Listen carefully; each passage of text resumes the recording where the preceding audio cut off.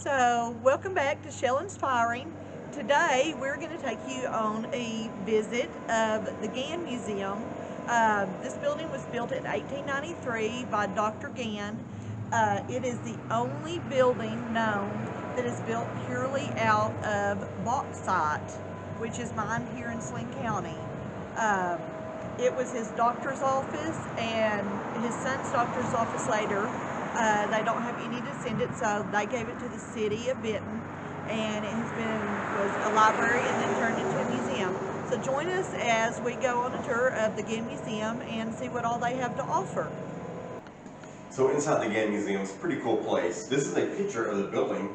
It was a very small building, 3 rooms, and the really neat part is the ladies had an entrance, the gentlemen had an entrance. So, and then they came in and they were separated by a wall, and they went through doors back here into the exam room area. So this one is closed off, and then this one is open, obviously, and this wall here was closed off. And then this desk was used by Dr. Gann, and some of the furnishings that he had on his desk that he would use daily. And then here's some furniture from inside the home. And so Dr. Gann had a son and a daughter. The daughter died in her early 30s, and the son gave this building to the city of Benton in 1946, which is pretty cool. The son died in 1960. The daughter or son, either one, did not have kids, so there was no descendants of the Ganns that are here in Benton.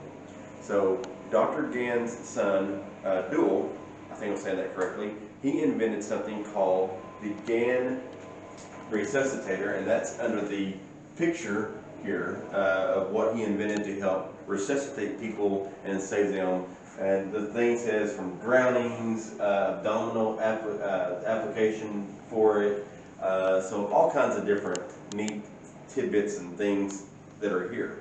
One other thing I want to point out, this rocking chair was used by Dr. Gann, and we'll have a pretty cool feature about this rocking chair and Dr. Gann later on in this segment.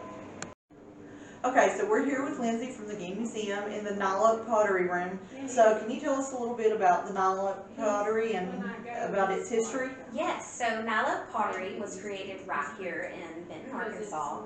In 1911, this gentleman here, Charles Hyton, used a clay called kaolin, which is Nylock backwards and where it gets its name from. And it's found right here. It is these colors that you see. He created a special way to throw the clay on the wheel and fire it in the kiln using a few chemicals to bring out these vibrant colors that you see here. This pottery was made only until about 1944, when he actually tragically drowned in the Sling River trying to save a child on a church picnic. He never told anyone his secret, and so today it's very valuable and very rare. It goes for about $100 per inch on each piece. And we are absolutely happy to share this history here with everyone. Awesome, thank you. So a small section in the Gann Museum is about Alcoa and the Reynolds plants that were in bauxite. The really cool thing is they have each kind of bauxite that was gathered out of those plants and used for different things. Down here at the bottom are things that NASA used that was made by the bauxite, which is pretty cool. And something I found very interesting, if you zoom in, is there's like a little license plate that says Benton, Arkansas, which actually it should say Bauxite, Arkansas, but Benton really wanted the notoriety of the bauxite plants, and so they just kind of took it over, and that's how it came to be. And so I encourage you to come take a look at the Gann Museum and the Alcoa and Reynolds plant display. Okay, so being in law enforcement, I like reading murder mysteries. I like watching the Hallmark Channel mysteries. They're pretty cool. But here's something really cool. Well, I guess it depends on how it affected you. The Stainer murder from 1877. And back then, the county and the city was not like it is today. If you come here, read on this murder. They actually have the murder weapon on display. It's a fire poker. And basically, in a nutshell, what this tells you is it was a robbery gone bad. One of the relatives went to rob the wife of the home. He killed her with a fire poker, and he got $225.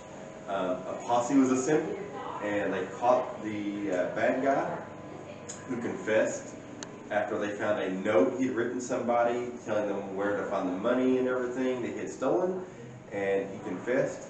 Then he was sentenced to hang. He was sentenced to hang on November 2nd of 1877, but on October 23rd, he burned the jail down to escape. And then he was shot 3 times by Deputy Shopik, and I think that's how you say the name, and he was captured, or recaptured, and he was put on the gallows, and they read his confession aloud to the crowd of about 2,000 people who were present. And then Mr. John Glenn, he was the father of the victim. He got to pull the lever, and he's the one that hung the bad guy. So this is a pretty cool display. I encourage you to come take a look at it. Okay, so I've always been a history buff and love going to old cabins and old buildings, and you always hear the saying, if walls could talk. So I'm standing in a part of the museum that truly is a part of If Walls Could Talk. So Bobby was talking about the Stainer murder early. These wood beams here are from the Stainer cabin where the murder occurred. And here is the shovel that goes with the fireplace set from the poker that was used in the murder. Okay, this whole area here is actually designed to look like what it might have been like in an early settler's home. The mantle is taken out of this steel log cabin from the Shaw community. So the old world settlers, the first settlers here in the Saline community back pre-Civil War, what it might have looked like. I found this really interesting when I looked at it. The egg cooker, it has a little 2-minute or 3-minute glass timer on it. Holds your eggs and you put it down in there to boil. I thought that was very interesting.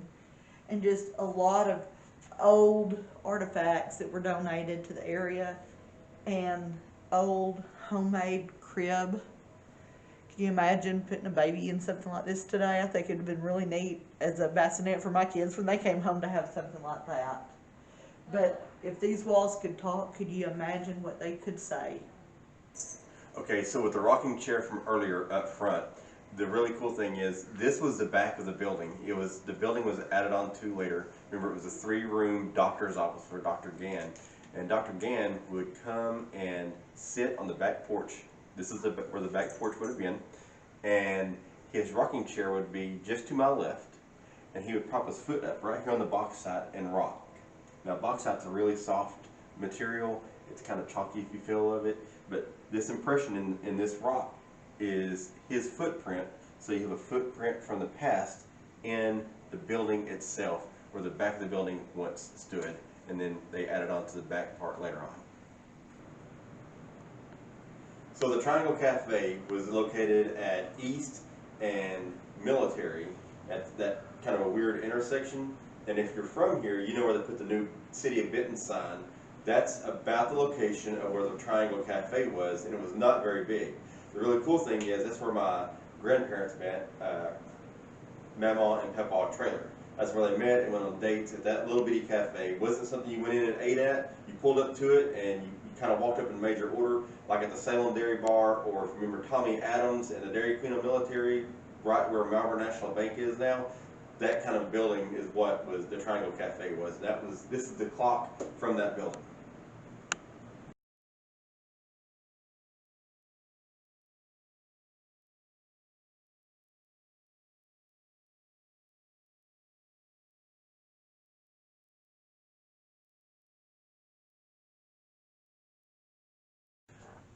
Hello everybody. So I hope you enjoyed the tour of the Gann Museum in Benton. It is really something special for Saline County and for Benton. Yes, it is. And I just want to make a disclaimer that we had some camera issues, like it would go from color to black and white to color. We later found out that there was the possibility of spirits in the building. However, they are claimed to be good, friendly spirits, like I guess like Casper. Yes. So just if there's any color changings in anything, maybe it's just a spirit saying hello. So I never felt anything bad or scary, so I felt very welcome there, and I'm proud to share a little bit of Saline County's history with you. Yeah, good history. Hope you enjoyed the video. Hope you all enjoyed the video, and we will see you later. Keep on shell inspiring.